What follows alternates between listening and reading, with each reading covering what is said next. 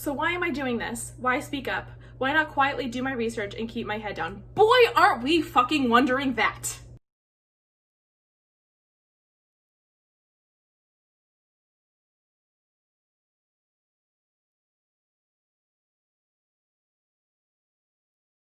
Hey guys, it's Michaela back again with another video, and this was not a video I had planned to make today. It is a video that I considered doing sometime in the future after having spent a long time thinking about what I wanted to say and what specifically I wanted to talk about. But then J.K. Rowling had to go and show her full ass on the internet.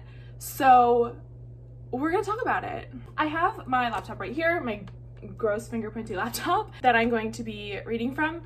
I saw just a few minutes ago, like literally I've read this thing once, that J.K. Rowling released I guess you'd call it an essay. She released an essay on her website titled J.K. Rowling Writes About Her Reasons for Speaking Out on Sex and Gender Issues. So this is of course in reference to her many run-ins with the trans community, with trans activists, with trans supportive Twitter, for the tweets she has liked and tweeted herself in the past.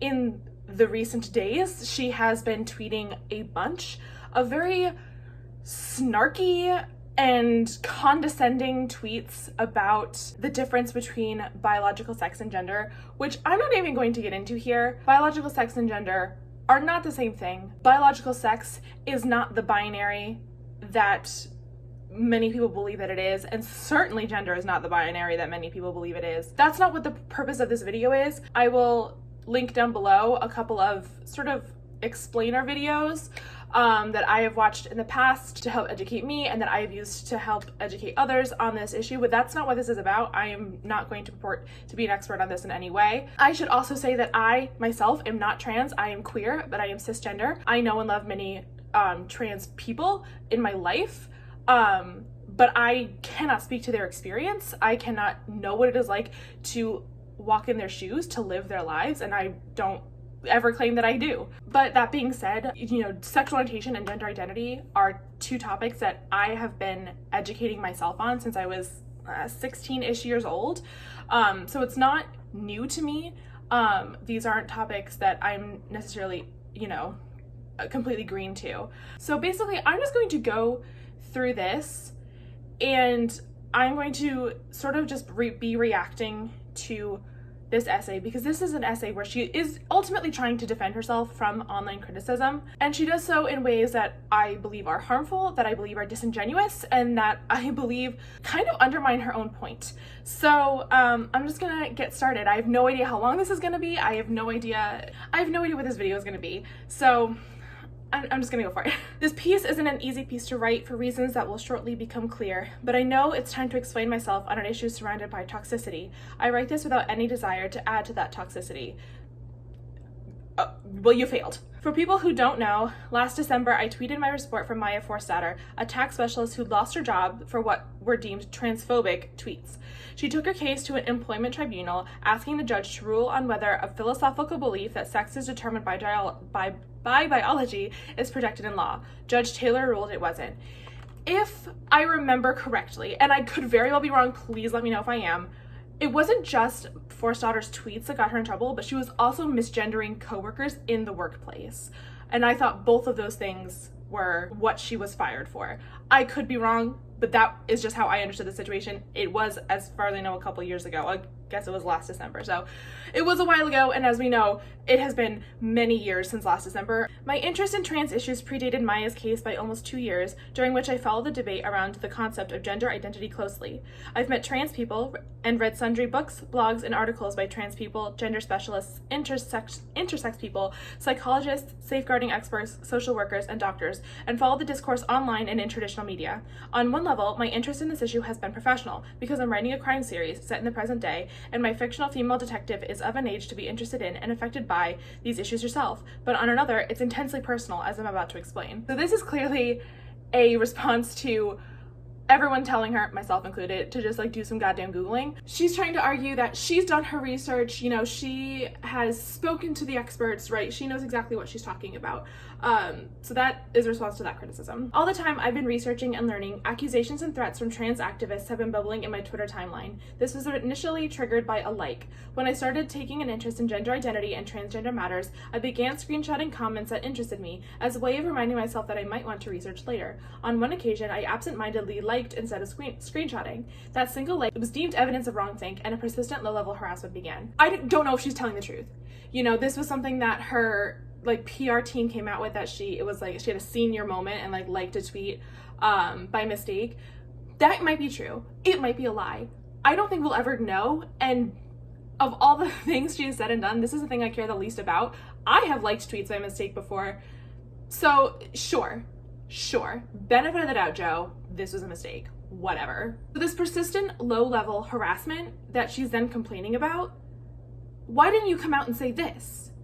If you had just said, I liked this tweet by mistake, instead of I meant to screenshot and did so absent-mindedly, I screenshotted this to further my own personal research into this matter. I apologize for making it seem that I agreed with the content of this tweet, which I don't necessarily do. It was so easy. It would have been so easy to put out a statement, but instead she was like silent for a while and then had her PR team put out something that sounded like a cover-up, that sounded like a lie. And it's like, you're like a billionaire, Joe, or at least you used to be. Like, how hard is this? Months later, I compounded my accidental like crime which is so passive aggressive. My accidental like crime. Like, no one fucking thought it was a crime, you dumbass. By following Magdalene Burns on Twitter. Magdalene was an immensely brave young feminist and lesbian who was dying of an aggressive brain tumor. I followed her because I wanted to contact her directly, which I succeeded in doing. However, as Magdalene was a great believer in the importance of biological sex and didn't believe lesbians should be called bigots for not dating trans women with penises, dots were joined in the heads of Twitter trans activists, and the level of social media abuse increased. Okay, again, I have no way of knowing if this was the truth, right? If you followed this woman in order to be able to like DM her, or if you followed her because you agreed with her trans bigotry, right? I don't know, and we will never know, so we just have to take you at your word. But yeah, no, lesbians who flat out refuse to date trans men or non-binary people because of their genitalia are bigots. Like, women are women.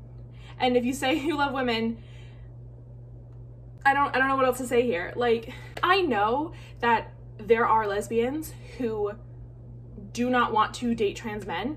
I know that there are lesbians who have been victims of trauma from people with penises, and being around that genitalia can be triggering, and like, that's all like, that's valid, right? Feel what you feel, but you don't have to speak the words out loud. To me, it's sort of like how, you know, gay men on Grindr will put no Asians in their profile, right? Like, we all knew that white people don't like dating Asians, right? Like, this is a thing we knew, but you didn't have to say the quiet part out loud. If you want to like have these bigoted ideas about what it means to be a woman, if you want to only date cis women, no one can stop you. No one can force you into a relationship with a trans woman, right? Or it's like no one can do that.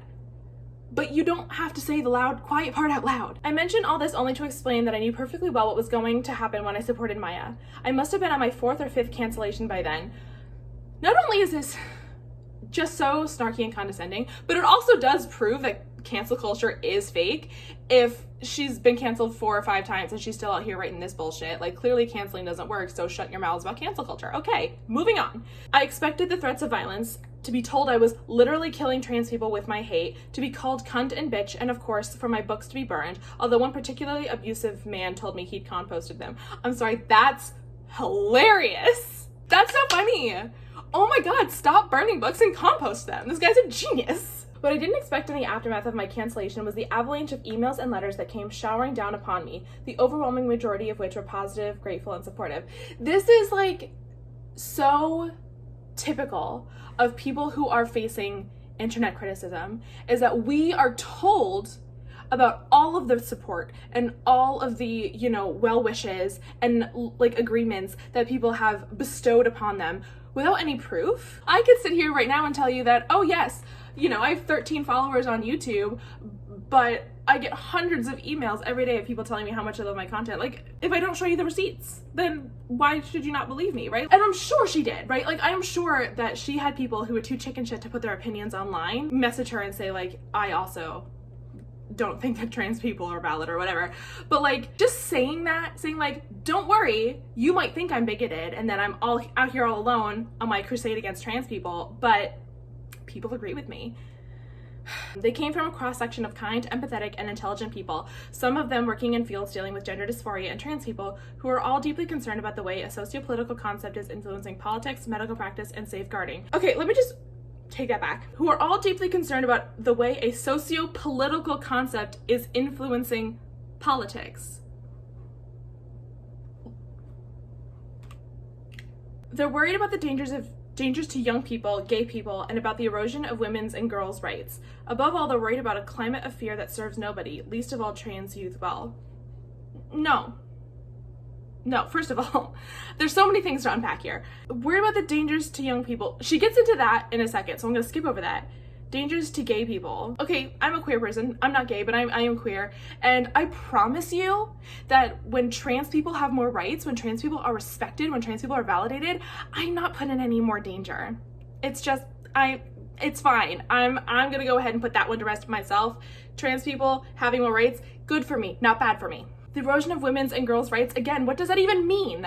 This is not even something I think she goes into in this essay. She might, and I just forgot about it, but like the erosion of women's and girls' rights. So people being able to pee where they want means that what does that mean? I don't know. Oh my God. A climate of fear that serves nobody, least of all trans youth. No, if people are afraid to be called transphobic, to be, you know, harassed online for their shitty beliefs and for the shitty way that they treat people, and it makes them stop doing that, good. I'd stepped back from Twitter for many months before and after tweeting support for Maya because I knew it was doing nothing good for my mental health. I only returned because I wanted to share a free children's book during the pandemic. Immediately, activists who clearly believed themselves to be good, kind, and progressive people stormed back into my timeline, assuming a right to police my speech, accuse me of hatred, call me misogynistic slurs, and above all, as every woman involved in this debate will know, TERF. Here it comes. It is unclear from sort of like the construction of this paragraph if she is insinuating that TERF is a misogynistic slur, but I don't know. But if she is, no. I mean, talk about being inclusive, men can be TERFs too. If you didn't already know, and why should you, TERF is an acronym coined by trans activists, which stands for Trans Exclusionary Radical Feminist. In practice, a huge and diverse cross-section of women are currently being called TERFs, and the vast majority have never been radical feminists. Examples of so-called TERFs range from the mother of a gay child who was afraid their child wanted to transition to escape homophobic bullying, to a hitherto totally unfeminist older lady who's vowed never to visit Marks and Spencer. I don't know what that is, I'm assuming it's British. Again, because they're allowing any man who says they identify as a woman into the women's changing rooms. Ironically, radical feminists aren't even trans exclusionary. They include trans men in their feminism because they were born women. Okay, again, a lot to unpack here. Let's start out with the vast majority of people being called TERFs have never been radical feminists. I don't know about this vast majority. I don't know what her numbers are to support that, but I actually do think that's true. I think it's important. The F part of TERF is important. Like, if someone is out here being transphobic, but also not going through any of the sort of like standard hoops for being a feminist, or like doesn't call themselves a feminist, you know, is routinely saying misogynistic shit, they're not a TERF because they're not a feminist, right? Like the transformed wife, if you know her, very clearly not a feminist, very clearly anti-trans, but she's not a TERF because that's important. I don't know how important it is in the grand scheme of things that we're like using the word TERF selectively, like, but I think TERF can be important. It's important to use TERF in like particularly in feminist spaces and in feminist conversations. But if you just like see a woman being transphobic, she might not be a TERF because she might not be a feminist, you know, or she might not claim to be a feminist because you can't be a feminist and a TERF. But moving on. So I actually kind of want to do a little deviation into this next part. Examples of so-called TERFs range from the mother of a gay child who was afraid their child wanted to transition to escape homophobic bullying. And I actually want to talk about this for a second. First of all, I've never heard of this before. Maybe it's a thing. I don't know. But I actually want to talk about my own story with my gender and my sexual orientation. So when I was in the 6th grade, I told people, like people in my class, that I should have been born a boy. I thought that it was a mistake, that I should not have been born in a woman's body, that in like all sorts of ways that I was more like a guy than I was like a girl, that I didn't really associate with any of the things that my female classmates associated with, and so I should have been a boy. This is also partially due to the fact that I had actually, probably not the story for most people, but was more familiar with like trans language at that time than I was with like gay queer language. I don't really know why, but I remember being like aware of trans people before I was necessarily aware of like the spectrum of being gay. So one would think that like, oh, that means this person's trans. Well, no, I was reacting to two things. I was reacting to the world around me and this understanding that like women aren't respected, women aren't taken seriously, women aren't valued, their opinions aren't valued, their voices aren't valued, women are talked over, they're interrupted. You know, I thought that strength was associated with masculinity.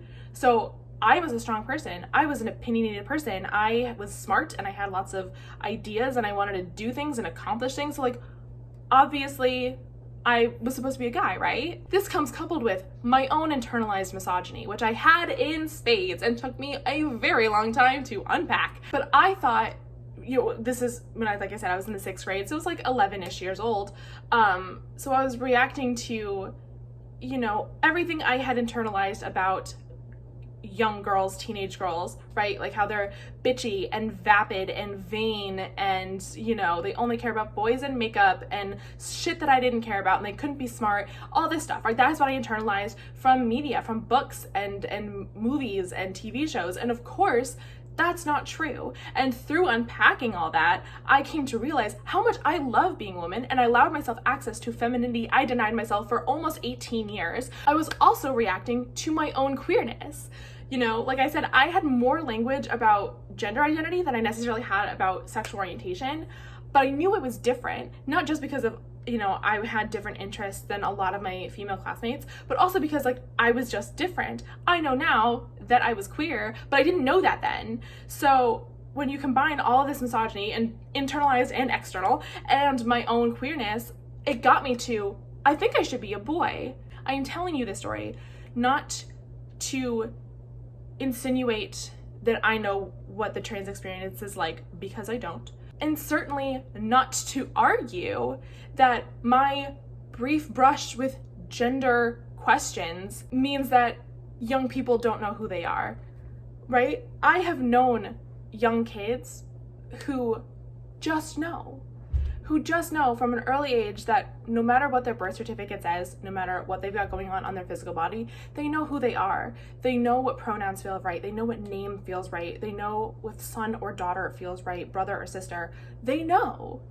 And then there are kids like me who didn't fucking figure shit out until later. But my delayed self-knowledge doesn't invalidate those other people, right? My taking several years to figure shit out doesn't make, you know, the young child who has known since they were 4 that they are however they identify, doesn't make them fake or liars or confused. We're just different. And also the idea that being trans will stop a gay kid from being bullied is wild. Oh my God, is that insane? What a claim to make. I can't imagine the logic that gets you there. The logic that gets like, oh, my gay kid is being bullied and now they say they're trans. It must be because. The logic, it's not there, folks. Spoiler alert, if your gay kid is being bullied and then wants to transition, your gay kid was probably trans all along and that transness was just being perceived by themselves and the world as gayness. And also your kid can be gay, right? You can be gay and trans, but like, okay, I need to move on. Radical feminists aren't even trans exclusionary. They include trans men in their feminism because they were born women.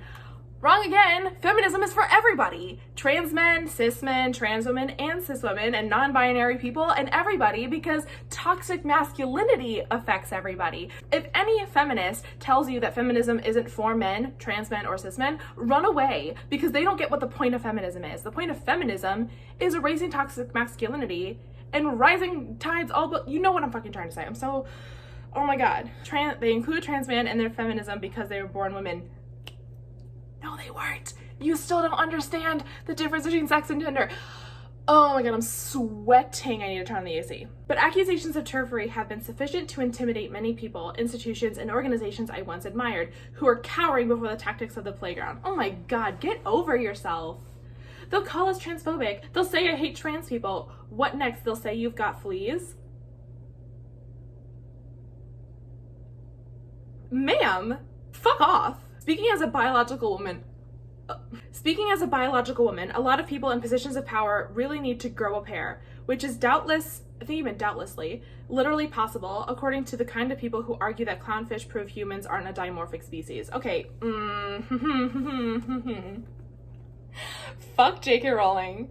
I can't believe I used to idolize you. First of all, if you're such a feminist, why are you using this expression of growing a pair, which inherently connects strength and bravery and stick it to your gunningness to having testicles? So like, already, what the fuck are you doing? And second, like, what are you even talking about? People who argue that clownfish prove humans aren't a dimorphic species. Okay, when people bring up examples from nature to sort of draw comparisons or sort of like create these analogs for queer and trans experiences, we're not saying that fucking clownfish prove that biological sex isn't a binary. How about the fact that biological sex isn't a binary proves that biological sex isn't a binary? Hey, J.K. Rowling, have you ever met a redhead? I know you have, because he'd starred in your movies. Redheads are about as common as intersex people. So go fuck yourself. They exist. So why am I doing this? Why speak up? Why not quietly do my research and keep my head down? Boy, aren't we fucking wondering that. Well, I've got 5 reasons, just 5, for being worried about the new trans activism and deciding I need to speak up. Okay, you don't need to speak up because you are not an expert in this. I don't care how much research you claim to have done. You are not an expert in this. Again, neither am I, but you are not an expert in this. So don't claim you need to speak up. You are a children's writer, a YA writer, and that is, not to disrespect that field. I clearly, you see these bookshelves, I love books, I love writing. And if you wanted to get on here and start talking about, you know, the state of YA literature, like that's something I believe that if you believe that there is a problem in YA literature and you wanted to speak out about that, that could be something you say, I need to speak up, because that is an issue in which not only are you like a pillar of that space, like you are important in that space, but like it's also you are an expert in that field because you have made many dollars from that field, right? But you don't need to speak up on this because it has literally nothing the fuck to do with you. So no, you don't. I also want to say I'm trying to stop doing it, but I do talk like this, and I swear to God, I'm not trying to be, it's not a white power thing. That's just the way I talk, and I was doing it before it became a white power symbol. I'm so sorry. Firstly, I have a charitable trust that focuses on alleviating social deprivation in Scotland, with a particular emphasis on women and children. Among other things, my trust supports projects for female prisoners and for survivors of domestic and sexual abuse. I also fund medical research into MS, a disease that behaves very differently in men and women. It's been clear to me for a while that the new trans activism is having, or is likely to have, if all its demands are met, a significant impact on many of the causes I support, because it's pushing to erode the legal definition of sex and replace it with gender. No. Let's just take this in sort of the 2 parts. So social causes that benefit women and children. Why can you not also benefit trans women?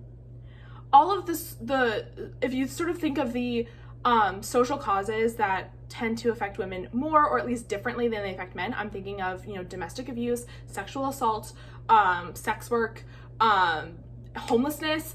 These things also affect trans women and trans men, like just trans people in general. They also affect trans and non-binary people almost to a greater degree than I mean, it's obviously different with each cause and it's different in different areas. I'm not trying to paint with a broad brush here, but why would you only want to help women and children? You know, if you are concerned about female prisoners, which is a fine thing to be concerned about, but why are you not also concerned about trans women who are sent to men's prisons where they are routinely sexually assaulted and beaten and killed, right? Like, why is that not also valid of your concern? And if you don't want to focus on it, that's fine, whatever, it's your money, it's your time, But why does that trans woman and her story, how does that negatively affect the work that you want to do? It doesn't. If you want to help victims of sexual assault, why can't you also help the many trans people who are affected by domestic abuse and sexual assault? Like, I just don't understand why you can't do both. Why trans people being validated and being allowed into spaces with other people who identify and live like them, how that affects you from doing the work that you want to do. It doesn't make sense. And we'll go into the second part, the medical research into MS, a disease that behaves very differently in men and women. Yes. Diseases and medicines and therapies and all sorts of things related to the medical field can and very often do interact with the body differently when that body has certain chromosomes versus a different set of chromosomes, right? That is true, and that is important. Historically, medical research has overlooked people with XX chromosomes, people with uteruses, people with breasts, what have you, in favor of people with penises, people with XY chromosomes. That's not cool. And you can still advocate for those things. You know, you can still advocate for, increasing funding for a certain disease like MS in people with excess chromosomes. You can still do that. No one's stopping you. And no one is saying that a trans person who, let's say this trans person has a uterus, but they identify as a man and they use he, him pronouns, all of a sudden is not going to have to go to a gynecologist anymore, just magically, because now that he identifies as the way he does, his chance of getting ovarian cancer just evaporates. No one's saying that. No one's saying that what's happening in your body stops mattering when you become trans, or not when you become trans, sorry, when you begin outwardly identifying as trans, if you change your gender markers on your identifications, if you live in a place where you can do that, right? No one is making that argument. And if they are, they are wrong. What happens in your body is still your body, and you can make those changes to it as you will. If that same person from the example before decided to get a complete hysterectomy, then that's his decision. And it's up to him and his doctor, and I would hope that his doctor would respect who he is as a person, how he presents to the world, while still respecting the body that he has in that moment and doing the best to take care of it. In all of the ways that you need to take care of your body, no matter what junk you've got going on. Oh my God. It make no fucking sense. The second reason, Jesus Christ, we're only on reason number 2.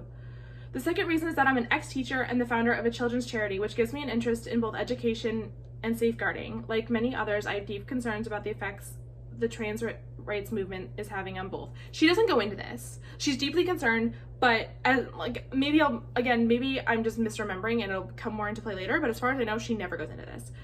The third is that, as a much banned author, I'm interested in freedom of speech and publicly defending it, even unto Donald Trump.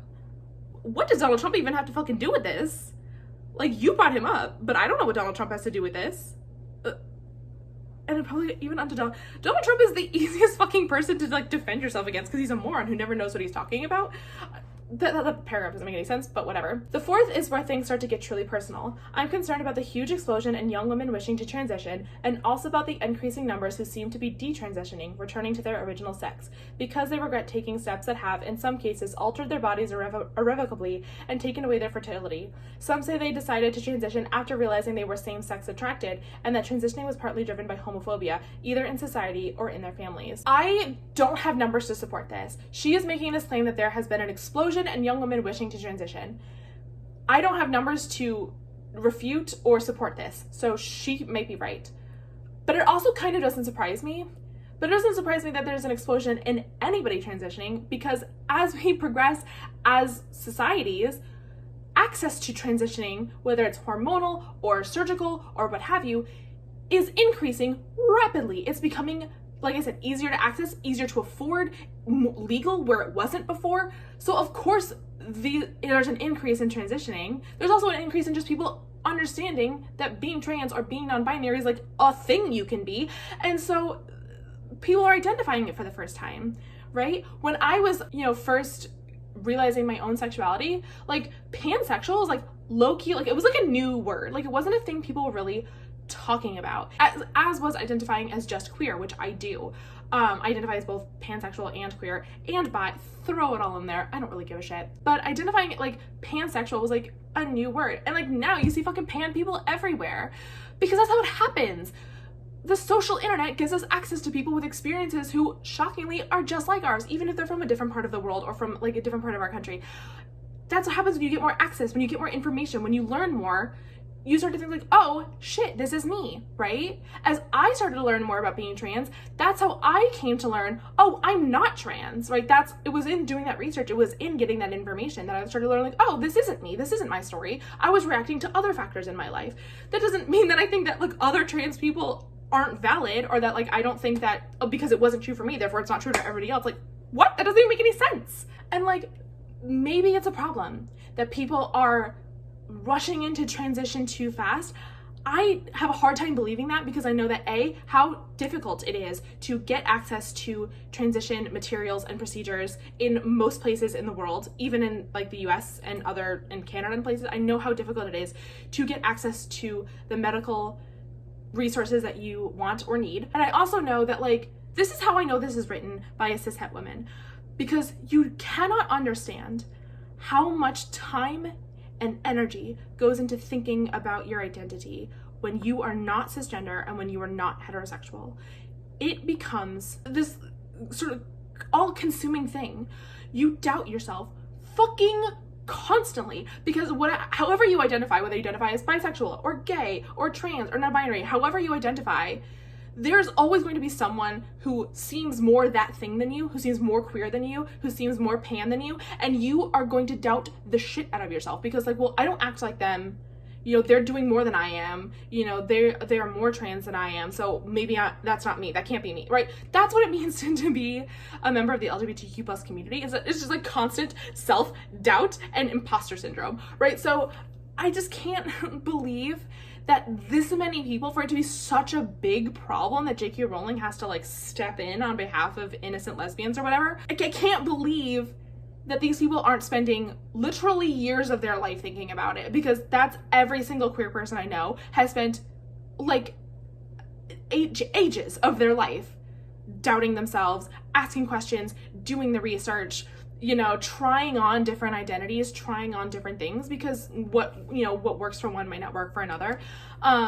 So this just, it rings false to me. I'm not saying this has never happened, you know, that some people start to transition because they were same-sex attracted, and like, I'm not saying that has never happened. I just refuse to believe that it's the problem that she is making it out to be. Most people probably aren't aware, I certainly wasn't until I started researching this issue properly, that 10 years ago, the majority of people wanting to transition to the opposite sex from male, that ratio is now reversed. The UK has experienced a 4,400% increase in girls being referred to for transitioning treatment. Autistic girls are hugely overrepresented in their numbers.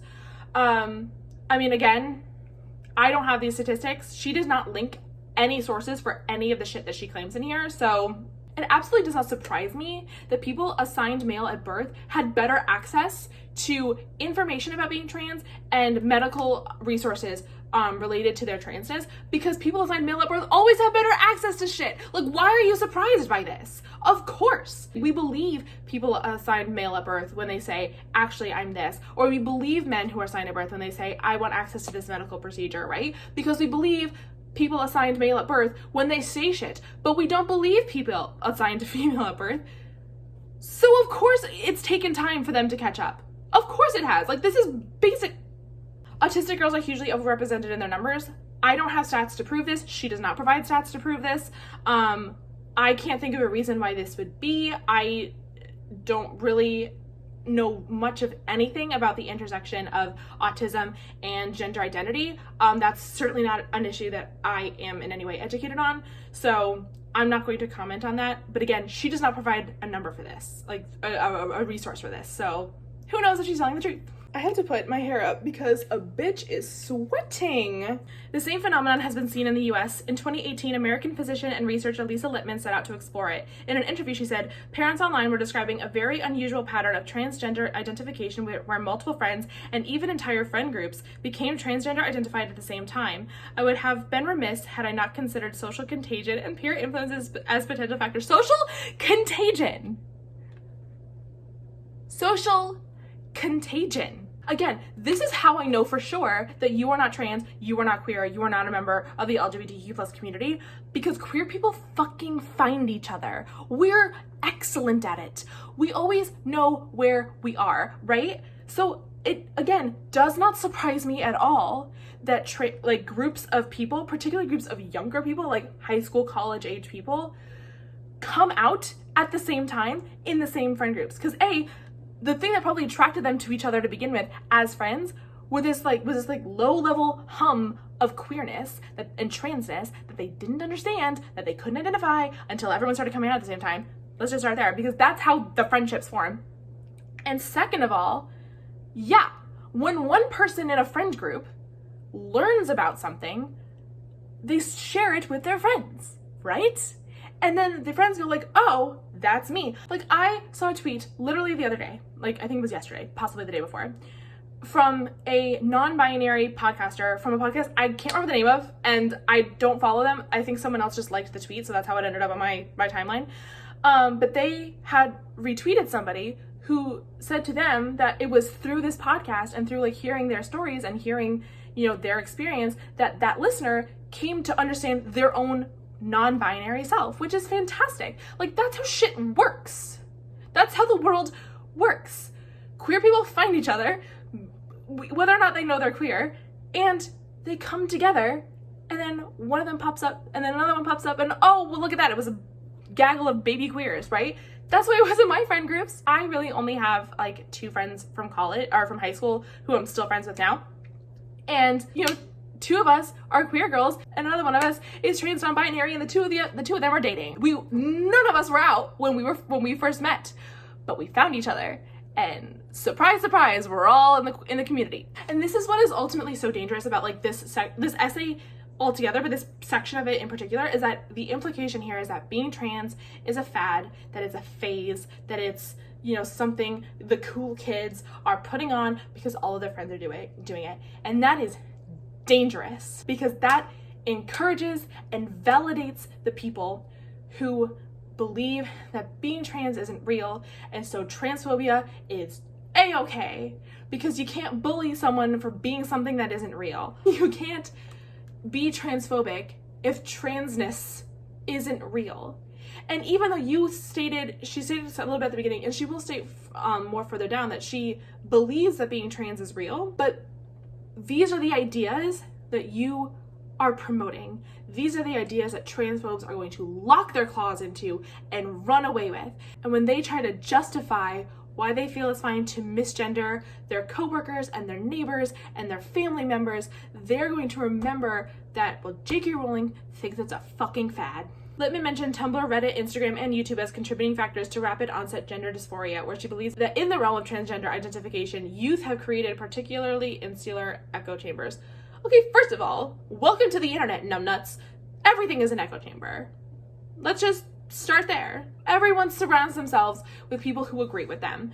And that's a problem. Like, all echo chambers are a problem. I'm not defending echo chambers. Like, what a surprise that trans people want to surround themselves with people who validate them, who validate their experiences, who validate their lives, even though we have sociological and psychological studies that prove having your identity and your experiences validated and believed does amazing things for your mental health. We know this, but who cares? Her paper caused a furor. She was accused of bias and of spreading misinformation about transgender people, subjected to a tsunami of abuse and a concerted campaign to discredit both her and her work. Good, I hope it worked. Her journal took the paper offline and re-reviewed it before republishing it. However, her career took a similar hit to that suffered by Maya Forsater. Lisa Lippman had dared to challenge one of the central tenets of trans activism, which is that a person's gender identity is innate, like sexual orientation. Nobody, the activists insisted, could ever be persuaded into being trans. I don't know if that's the actual argument. Gender identity is innate, right? Like, you are who you are. You're born how you're born. But I don't think the words you use to describe yourself are innate. And it's the same way with sexual orientation. Like, I use the words queer, pan, and bi to describe myself at various points in time. I'll also use gay to describe myself. I don't really give a fuck. Whatever word I use to describe myself is a choice. And you could persuade me to pick one word over the other if you had a good enough argument, I'm sure. But you can't persuade me to be attracted to the people and genders and gender presentations to which I am attracted, right? You can't persuade me to like suddenly find Armie Hammer attractive, because I fucking don't. If 2013 Tumblr did not convince me to find Benedict Cumberbatch attractive, then you can't convince people to be someone other than who they are. So just putting that out there. He's not attractive. I'm sorry. Feel free to unfollow. The argument of many current trans activists is that if you don't let a gender dysphoric teenager transition, they will kill themselves. In an article explaining why he resigned from the Tavistock, an NHS gender clinic in England, psychiatrist Marcus Evans stated that claims that children will kill themselves if not permitted to transition do not align substantially with any robust data or studies in this area, nor do they align with the cases I have encountered over decades as a psychotherapist. Again, that's not the argument. I mean, maybe people are making that argument, but that's never been the argument as I understand it. We know for a fact that trans and non-binary youth and people of all ages are far more likely to attempt suicide than their cis counterparts. We know this. This is a fact. So it's not tied solely with the ability to transition. That is a part of it, sure. For some, or even many, I don't know. Again, I don't have these numbers, and she doesn't provide them either. No sources linked at all. But I am willing to bet that there are a number of trans youth who have attempted or completed suicide who may not have done so if they had access to transition resources. However, not being able to transition is not the only reason trans and non-binary folk attempt suicide. It also has to deal with whether or not they are accepted in their families, whether or not they are accepted in their worship practices, if they experience bullying and abuse at school and in their workplaces. There are so many other things that go into it. How about the fact that people like J.K. Rowling write this shit? Like, this is one more brick on the pile for a bunch of kids who grew up reading and loving and feeling special in the world of Harry Potter. But this is going to be one more thing that reminds them, by the way, people don't fucking believe you. I believe that young people should have access to transition resources. I think they should be working with a doctor who specializes in these things, because it is true that the things that your body is undergoing when you are an adolescent is different from what it is going through when you're like in your 30s, right? It is different. And those things should be taken into account, and they should be respected, and they should be part of your transition plan. But that doesn't mean that you just shut youth off from transitioning altogether. Like, that doesn't help anybody. The writings of young trans men reveal a group of notably sensitive and clever people. The more of their accounts of gender dysphoria I've read, with their insightful descriptions of anxiety, dissociation, eating disorders, self-harm, and self-hatred, the more I've wondered whether, if I had been born 30 years later, I too might have tried to transition. The allure of escaping womanhood would have been huge. I struggled with severe OCD as a teenager. If I'd found community and sympathy online that I couldn't find in my immediate environment, I believe I could have been persuaded to turn myself into the son my father had openly said he'd have preferred. First of all, sorry your dad said that. That's a super shitty thing for him to have said, and that sucks. I don't believe that you would have transitioned, right? Like I said with my story, part of my sort of gender questioning that happened when I was young was due to external and internalized misogyny. So I think the sort of the bare bones of what this paragraph is trying to say is true, because it was true for me. But that, first of all, 30 years ago, you would have had a really fucking hard time being able to transition. So no, I don't believe that would have been true. And second of all, gender dysphoria can include the way that your gender, your perceived gender, whether or not that's how you identify, but the way your perceived gender is perceived by the world, right? If the world looks at you and sees a woman and then treats you like dog shit because of it, then that's a valid part of your transitioning, right? I have experienced misogyny as a woman. If I came to the conclusion that I was trans, which I am not, but if I came to that conclusion, that misogyny would be part of the puzzle that got me there, but not the only part of the puzzle, right? That was why I came to realize that, oh, I am not trans, I am queer instead, right? That's actually my truth. Because it wasn't just the misogyny, it was also all of the other things going on in my life that led me to understanding my own gender identity and my own sexual orientation better. But this idea that women are just experiencing misogyny and being like, I'm gonna dip out of being a woman, is ridiculous, because being trans is so much more dangerous and so much harder than it is just being a cis woman. Like, God, do you hear yourself when you talk? When I read about the theory of gender identity, I remember how mentally sexless I felt in youth. I remember Colette's description of herself as a mental hermaphrodite who, in Simone de Beauvoir's words, it is perfectly natural for the future woman to feel indignant at the limitations posed upon her by her sex. The real question is not why she should reject them. The problem is to rather understand why she accepts them. I'm just gonna leave that one go because I don't have the energy for it. As I didn't have a realistic possibility of becoming a man back in the 1980s, it had to be books and music that got me through both my mental health issues and the sexualized scrutiny and judgment that set so many girls to war against their bodies in their teens. Okay, see, this paragraph, this first sentence of this paragraph makes it sound as though J.K. Rowling truly did want to transition in the 1980s. But she doesn't say that. She phrases it like, well, I couldn't become a man, so I just had to get over it, which isn't transness. Like, you just, like, it's again this, like, fundamental misunderstanding of what it means to be trans and how it has to do with how you interact with yourself, how you interact with the gender identities of your culture, how you reject those gender identities. Like, arguably, every woman who gets a job and works outside the home is rejecting part of womanhood as is prescribed by Western culture. Like, we still have this belief that women belong in the home.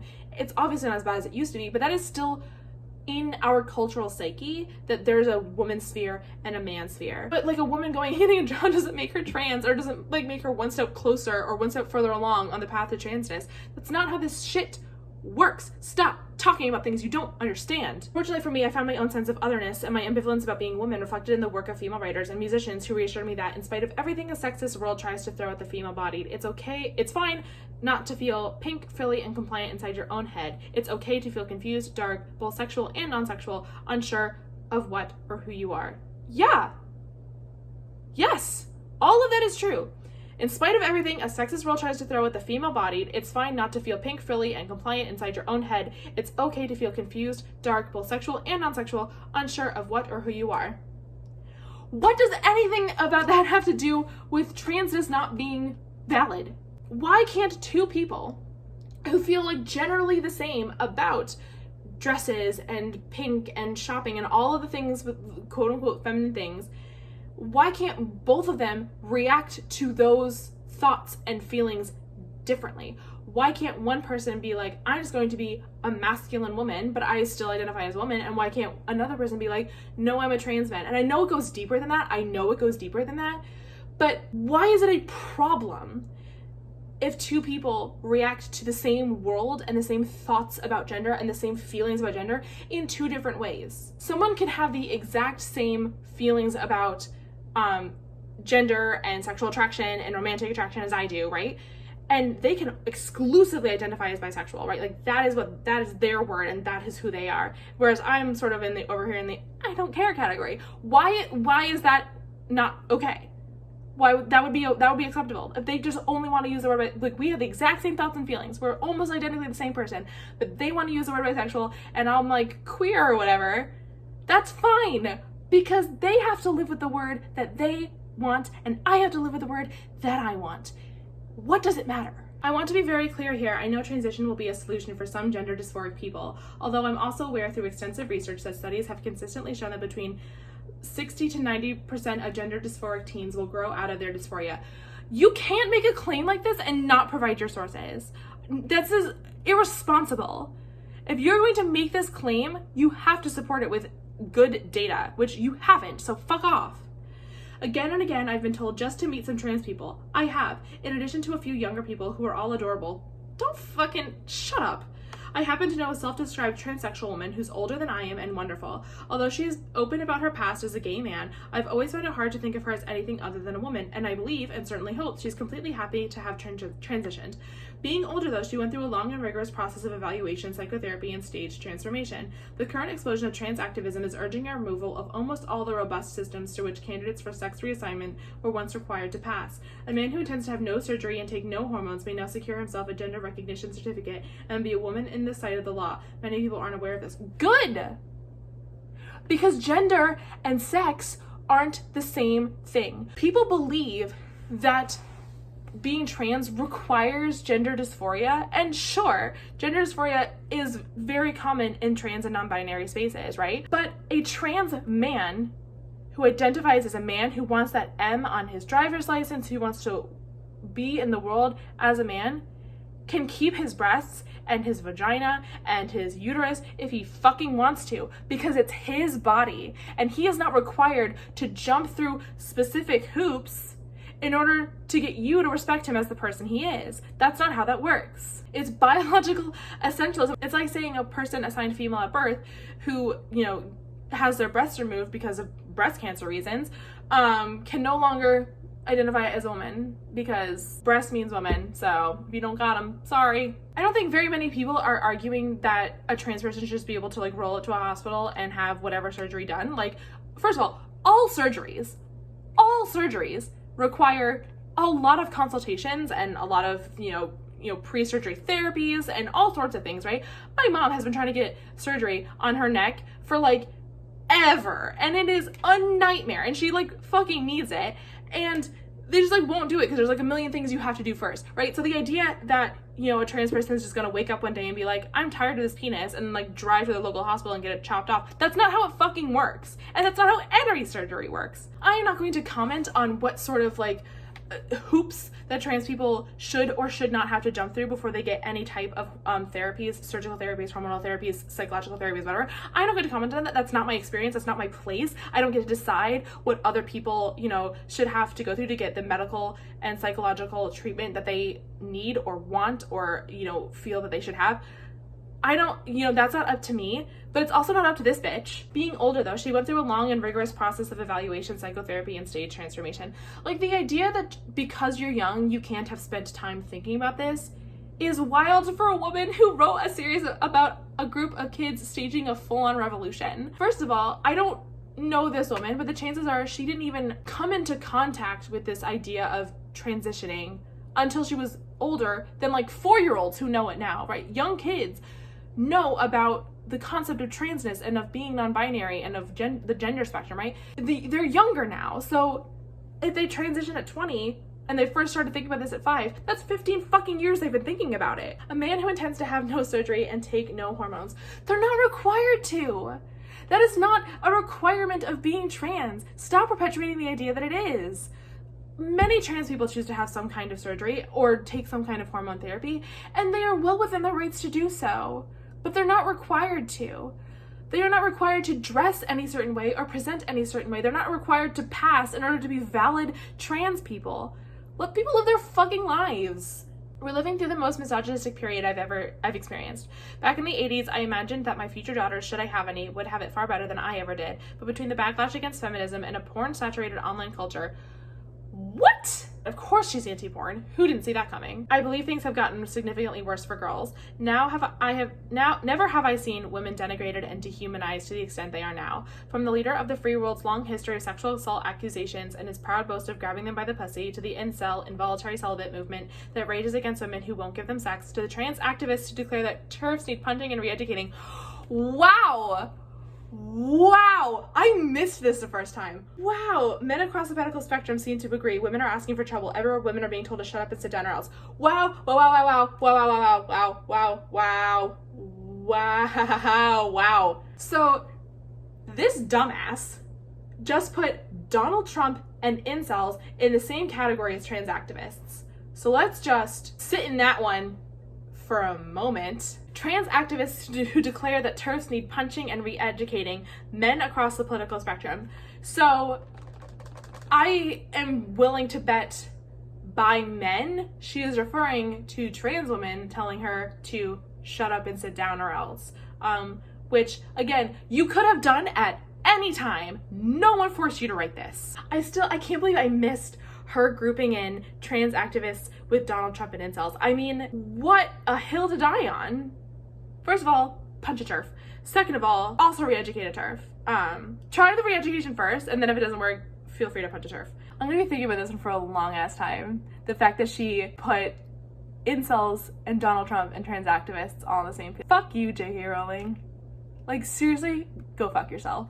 I read all the arguments about femaleness not residing in the sex body and the assertions that biological women don't have common experiences. Who said that? Like, that is something I've never heard before. Biological women don't have common experiences. Sure, not every single person assigned female at birth has the same lived experience. Of course, they make up like 50% of the population, that it would be impossible for any group that large to have shared experiences. But I don't think anybody's arguing that people assigned female at birth don't like have generally some shared experiences, like misogyny and catcalling and like, you know, the pains of menstruation. Not every person assigned female at birth can menstruate, but like a lot of them do. So that's a common experience, right? Like, who's making this argument? I don't believe I've never heard that. And I find them too deeply misogynistic and regressive, just like you, okay. It's also clear that one of the objectives of denying the importance of sex is to erode what some seem to see as, that's very hard to say, as the cruelly segregationist idea of women having their own biological realities, or just as threatening unifying realities that make them a cohesive political class. Okay, I've read this sentence 3 times, because it doesn't make sense. But the argument is trans people are trying to deny the importance of biological sex because they are trying to disenfranchise women. This woman seriously thinks she's on some galaxy brain shit here. And I'm like, what the fuck are you? This is nonsensical. Like, it is truly, like, I keep rereading it and I'm like, surely I'm reading this wrong. The hundreds of emails I've received in the last few days prove this erosion concerns many others just as much. It isn't enough for women to be trans allies. Women must accept and admit that there is no material difference between trans women and themselves. Yeah. Like, they have different experiences, right? Like, I have not lived the same life as a trans woman, so sure, there are differences in experience. Trans women, you don't know what it's like to give birth. I mean, I don't either. I've never had a child, but like, that's a difference. Is it meaningful? No. It's not a material difference. I don't respect a trans woman less or consider her less of a woman if she's never menstruated or if her boobs are fake. Because that shit doesn't matter. What matters is that we're both women. And I am going to love a trans woman like a sister. Trans women experience misogyny. And trans women experience, you know, the same kinds of disbelief from the medical community that cis women do. Women, cis or trans or non-binary, very often are not believed, don't have their medical conditions and their pain and their experiences believed by medical professionals. So there's a shared experience. Whether or not there is a material difference between trans women and cis women, why does it matter? Like, why do you care so much about drawing this distinction? What does the existence of trans women do to you? Trans women aren't a threat to me. If anything, I am way more of a threat to trans women because trans women are way more likely to be assaulted and harassed and insulted and bullied by cis women than vice versa. Why are you so afraid of trans women? But as many women have said before me, woman is not a costume. Woman is not an idea in a man's head. Woman is not a pink brain, a liking for Jimmy Choos, or any of the other sexist ideas now somehow touted as progressive. Fuck off. Like, fuck off. You are willfully, at this point, you are willfully misinterpreting what it means to be trans. Woman is a costume. How about that for your galaxy brain, bitch? Woman is a costume. Man is a costume. Gender is a costume. Gender is made up everywhere. Gender isn't real. Say it with me again, kids. Gender isn't real. The physical looks and the practices and the preferences and all of the things that American culture or Western culture associates with womanhood is not what womanhood looks like in like middle of like fucking, I don't know, Uganda, right? Like in the middle of fucking Malaysia, because guess what? It's different. What it means to be a woman, what it means to be a man, what it means to be other gender identities is different in different cultures because gender is cultural. This is not new. This is not some revolutionary shit I'm saying right here. This is like basic anthropological, sociological shit. This is not crazy. This is basic. We have known this for a long time. Gender is fake. So yes, woman is a costume. Every time you put on a dress, that is a costume. And it's a costume that you may love. It's a costume that may make you feel so good about yourself. But it is a costume. Makeup is a costume. A 3-piece double-breasted suit is a costume. Gender is a costume. And it's a costume we take so fucking seriously. But it doesn't make it inherently true. That doesn't make it inherently real or valuable. Moreover, the inclusive language that calls female people menstruators and people with vulvas strikes many women as dehumanizing and demeaning. I understand why trans activists consider this language to be appropriate and kind, but for those of us who've had degrading slurs splattered us by violent men, it's not neutral, it's hostile and alienating. I don't know how I feel about this one. I also don't like the term menstruators because not every cisgender woman menstruates. It's not a good word. I don't like it either. I prefer people with ovaries or people with uteruses over people with vulva. I have a hard time saying the word vulva. Like, this is my truth. I can't, the word, it doesn't sound right coming out of my mouth. I can't make it work with what my tongue is doing. So I don't use the word a lot, not because I don't like it or I think it's gross or anything. I just can't say it. But here's the thing. She is the one who is just so determined and so focused on biological sex being a thing, right? Like, biology is what matters. Like, that's who you are. And yet she says that when her biology is called out by calling her a person with a vulva or a person with a uterus, that's hostile. I'm like, well, which is it? Do you want to be defined by your biological sex or do you not? You can't do both. Which brings me to the fifth reason. We don't even know what the reasons. I've been recording for an hour and 15 minutes. Which brings me to the fifth reason. I'm deeply concerned about the consequences of the current trans activism. I've been in the public eye now for over 20 years and have never talked publicly about being a domestic abuse and sexual assault survivor. I don't know if that's true. I definitely did not know she was a sexual assault survivor, but I did know that she was a domestic abuse survivor. So somehow or some way that's become public knowledge because I've known about that for a very long time. But I mean, good on you for coming out and speaking out about this. I know that's very painful and very scary. And you know, I don't want to sort of imply that just because she's a transphobic bitch that the things that happened to her aren't terrible.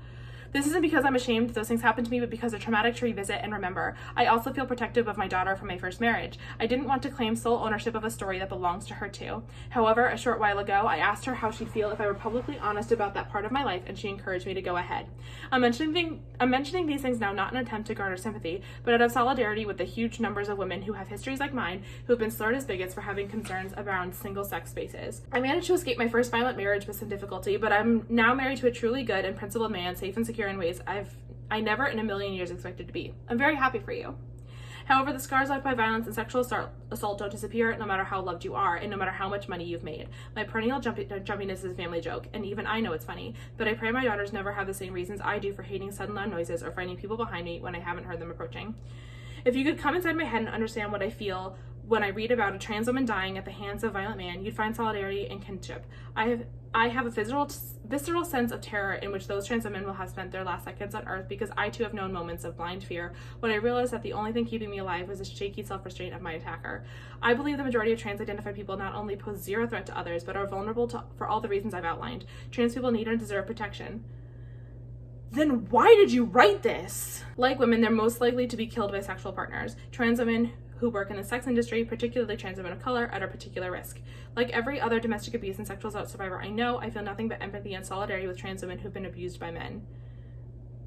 Okay, what about the trans men abused by their partners? And what about the people who believe the same things you do about biological sex and biological determinism? How can you not see that you're contributing to the problem that you claim to feel solidarity and kinship for? So I want trans women to be safe. No, you don't. No, you don't. Oh my God, no, you don't. At the same time, I do not want to make natal girls hate that. Natal girls and women hate it. No, thank you. Never, nobody ever fucking call me a natal woman. Never. Ugh. When you throw open the doors of bathrooms and changing rooms to any man who believes or feels he's a woman, as I've said, gender confirmation certificates may now be granted without any need for surgery or hormones, then you open the door to any and all men who wish to come inside. That is a simple truth. No, it's not. Because, first of all, misogyny is way stronger than a man's desire to sexually assault women. Even though, obviously, a desire to sexually assault women comes from misogyny. Men are far more afraid of being associated with womanhood and feminine things than they are eager to assault women. Men hate women. Men hate being associated with female things. I have known boys who have not paying attention, walked into the female bathroom in school and immediately turned right around and walked back and were like, mortified that they have made this mistake, right? And who were like teased mercilessly by their friends for having walked into the female bathroom. That was some thunder. Men are so fucking fragile. The idea that a man is going to go through the effort of doing all the things you need to do to have your legal gender identity changed just so they can go into a women's bathroom or a women's locker room is bonkers, and is, by the way, not supported by any evidence whatsoever. Also, sexual assault is still a crime whether a trans person or a cis person does it. If any person walks into any bathroom and uses that space to assault people or to harass people, that is a crime. And again, trans people are far more likely to be assaulted and harassed in bathrooms than they are, or people claiming to be them are, to harass or assault people in bathrooms and locker rooms. That's just fact. So why are you so afraid of this thing that, as far as we know, has literally never fucking happened? On Saturday morning, I read that the Scottish government is proceeding with its controversial gender recognition plans, which will in effect mean that all a man needs to become a woman is to say he's one. To use a very contemporary word, I was triggered, ground down by the relentless attacks from trans activists on social media when I was only there to give children feedback about pictures they'd drawn from my book under lockdown. I spent much of Saturday in a very dark place inside my head as memories of a serious sexual assault I suffered in my 20s recurred on a loop. That assault happened at a time and in a space where I was vulnerable, and a man capitalized on an opportunity. I couldn't shut out those memories, and I was finding it hard to contain my anger and disappointment about the way I believe my government is playing fast and loose with women and girl safety. Okay, I just want to say that it is valid to react to things because of trauma. This reaction, these being triggered by this news and being in these flashbacks, that is not something you can control. And, it's valid to have these feelings. Trauma is real and it affects you in ways that you might not expect. I don't want to sort of diminish this particular experience because she's not the first person I have heard this from. I have known other sexual assault survivors who have said something very similar. It's an understandable reaction to the news. However, I don't know what this gender recognition plan that Scotland has introduced is. I don't really know anything about it. So she says that it means that all a man needs to do to become a woman is say he's one. That's what he says, or that's what she says in this. I don't know if that's true. I also know that in response to trauma, things become very black and white. This feels like a very black and white statement to an issue that is very not that. But even though your concern is for women and girls who may be at risk of a person claiming to be someone they are not in order to gain access to those women and girls, not only is it just not borne out by evidence, it also doesn't change the fact that trans people are still far more at risk in the current situation than women and girls are / will be if trans people are allowed to just pee wherever the fuck they want. I'm just trying to think of a situation in which a cisgender man is claiming to be trans in order to gain access to a women's bathroom, right? So either he'd have to pass, or at least to some degree put on the woman costume, because again, being a woman is a costume, gender is a costume, which to a man who seeks to have power over a woman or a girl I can't imagine he would degrade himself by dressing as a woman, but maybe that's fine by him. But then he also has to, when he's caught, right, like when people like say like, hey, there's a dude in here assaulting people, he would then have to jump through more hoops to sort of say like, yeah, I'm a woman and I should have been in here. And again, even if he manages to do that, it's still a crime.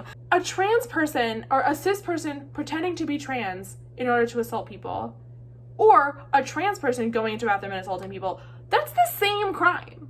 Like, it's the same thing. Like, sexual assault doesn't just magically become legal when trans people get their rights. Like, it's still a terrible thing. It doesn't make sense. It doesn't make sense. Late on Saturday evening, scrolling through children's pictures before I went to bed, I forgot the first rule of Twitter: never ever expect anyone's conversation. Not that we're getting one here.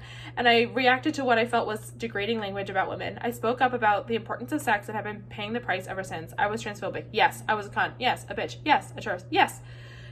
I deserved canceling, punching, and death. Sure. You are Voldemort, said one person, clearly feeling this is the only language I'd understand. First of all, that's funny. And second of all, I don't think that the person who called you Voldemort was thinking, this is the only thing that she'll understand. I think the person who called you Voldemort was saying, like, hey, you've become the villain you told us how to overthrow. I think that's what the message was.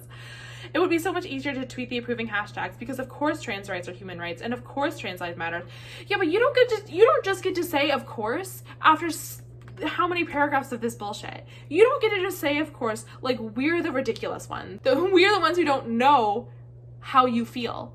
Because we don't. Because your actions and your words up to this point, including this essay, proves that you don't know that trans rights are human rights and that you don't know that trans life matters because you don't care. There's nothing in here that actually suggests that you care about trans people and trans experiences. Scoop up the woke cookies and bask in a virtual signaling afterglow. You're so condescending.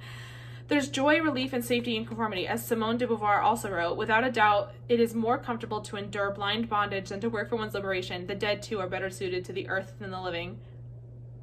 As though she's in bondage because people criticized her. Guess what? Guess what, bitch?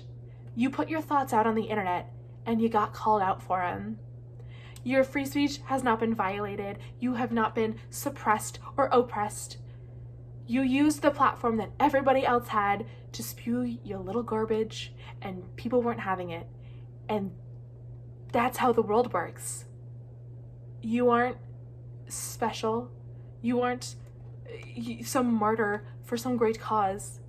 You got called out for having shit opinions. Welcome to Twitter. Huge numbers of women are justifiably terrified by trans activists. Hey, women who are terrified by trans activists, fuck off. I know this because so many have gotten in touch with me to tell their stories. They're afraid of doxing, of losing their jobs or their livelihoods, and of violence. Yeah, that's a tool. I think doxing should be used sparingly, certainly not like what the cops did to fucking de Blasio's daughter or whatever, but I support the doxing of racists. You know, if you're out here in a Klan hood and people find out who you are and they tell you your job and you get fired, good. And if you're out here supporting the types of ideas that get trans women murdered like regularly, I hope you have real world consequences, because Twitter is the real world. It's not just a place for you to put your dumb little tweets. It's the real world, and what happens on Twitter really affects people's lives. We need to stop drawing this distinction between online conversation and like offline consequences, because when online conversation leads people to like shoot up places, there is no difference. And the same is true for trans people.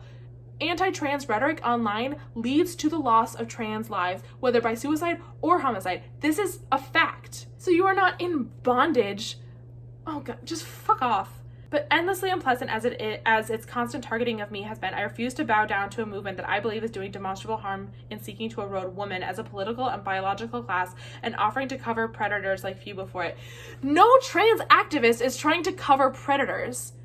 Because it's not a problem. It would be like if someone criticized the NFL for not doing enough to denounce its players who have stolen rocket ships to fly to the moon.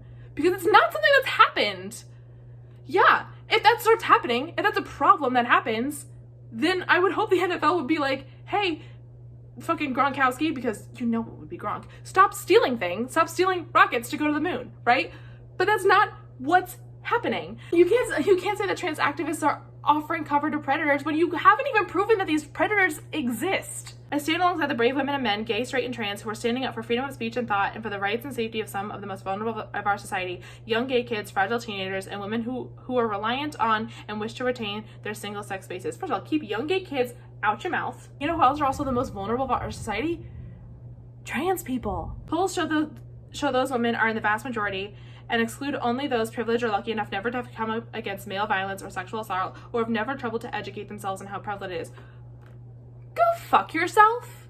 Do not assume that a woman, because she supports trans rights and trans access to spaces that align with their gender identity, that they have either never experienced male violence or that they are uneducated. Go fuck yourself. One thing that gives me hope is that the women who can protest and organize are doing so, and that they have some truly decent men and trans people alongside them. Political parties seeking to appease the loudest voices in this debate are ignoring women's concerns at their peril. In the UK, women are reaching out to each other across party lines, concerned about the erosion of their hard-won rights and widespread intimidation. Trans women having access to rights does nothing to infringe upon my rights. That doesn't even make any sense. A trans woman being able to have the body she wants, to have the life she wants, to have the experience she wants, does not mean that I can't vote, that I can't access an abortion, that I, still can't not be fired for being like, what? No, those two things are unrelated. Shut up. None of the gender critical women I've talked to hates trans people. On the contrary, many of them become interested in this issue in the first place out of concern for trans youth,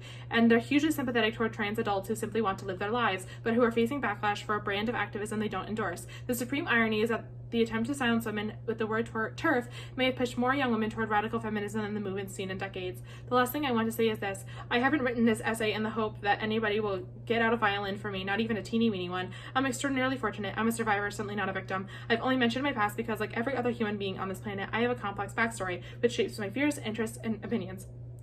I never forget that inner complexity when I'm creating a fictional character, and I certainly never forget it when it comes to trans people. All I'm asking, all I want, is for similar empathy, similar understanding to be extended to the many millions of women whose sole crime it is wanting their concerns to be heard without receiving threats and abuse. So that was the end of the essay. I'm going to turn on a light. Yay! Should have turned that on a while ago, but it's fine. That was the end of the essay. I feel like I said all I have to say. I'm like breathing so heavy right now. I'm so angry. I'm going to leave this video with this. I think I've made my points clear, how I feel about this clear, how I feel about J.K. Rowling clear. I am going to end with just a few more thoughts. The first is that trans lives matter. Second is that Black trans lives matter. The third is that biological sex and gender identity are not the same thing. Biological sex is not a binary. Gender is not a binary. Both of these things exist on spectrums, and wherever you fall on either of those spectrums is valid, and you deserve to be supported, you deserve to be believed, you deserve to be validated, you deserve to have access to the medical care and resources that you find yourself needing. You deserve all of that. The fourth is that I do believe that it is okay to hear these words from J.K. Rowling and hate her and be mad at her and be so disappointed with this person that maybe at one point in your life you worshipped, you were a kid and you hero worshipped her. It is okay to feel all of those things, and then to also have whatever opinion you still have about Harry Potter. I love Harry Potter. I have Harry Potter things all over my apartment. Not really all over my apartment, I'm still in the middle of decorating, but I have Harry Potter things in my apartment. Harry Potter is something that has been hugely influential in my life. Harry Potter influenced me to become a reader and a writer and a thinker and an advocate and a person who cares about injustice. Like, Harry Potter influenced me to be the kind of person who can think the things about J.K. Rowling's dumbass essay that I currently think. And I still love it. You know, I listen to Harry Potter and the Sacred Text every week or every other week, whenever it comes out. I listen to that podcast, and I love treating these texts as sacred, because they are sacred to me, because they are so important to the formation of who I am and to how I think and how I believe. And, you know, I do hope to later in the year actually do a reread of the whole series. I think that is something that would be good for me, particularly this year, which has been kind of a hard year. It's something that I'm looking forward to returning to. And I think that's okay. I think it's also okay if J.K. Rowling has completely ruined this series for you. I think that's heartbreaking and it's sad, and I'm sorry if that's the truth. But I don't think you should have to apologize for it or explain it. I think if you can't look at this series, the books or the movies the same way because of her bigotry, because of her ignorance, I think that's okay, and I think you need to do what you need to do to take care of yourself. I think that if you are in sort of booky spaces, like as this channel is, as I am, you know, I think we just have to support each other. I think the people who can still read the series and can still see them as valuable tools for education and entertainment, I think, you know, it's up to us to still be welcoming and supportive of the people who just can't do that anymore. And you know, if that's you, if you can't read these books anymore, if you can't talk about them, I think that's totally fine. And I want you to know that, like, I still support you, I still love you, that I'm so sorry that this thing that you loved once has been ruined for you. I'm sorry. I'm also sorry that people like J.K. Rowling are out there saying things that can and certainly, almost certainly will cause real world harm to people. There was, as you probably saw, a lot of just hypocrisy and nonsensical non-logic in there. There was, like I said, absolutely nothing cited or sourced, and I think that's incredibly irresponsible. If you're going to be putting stats in there, you better fucking pony up and show them. Yeah, this was hard, you know, and to do this shit during Pride, like, fuck off. Save it for July for this shit. You know, it sucks when your heroes show themselves to be very flawed humans. Not that J.K. Rowling has been a hero of mine for like a very long time, but like, this is a new level, right? No one forced her to do this. Yeah, I think that's all I have to say. In addition to whatever things, I said I was going to put things in the description at the start of this video, but that was an hour and 40 minutes ago, so I don't remember what they were. So I'm gonna put some links in the description, also for the Trevor Project and other, you know, trans supportive spaces, if you need those. Thank you so much for watching.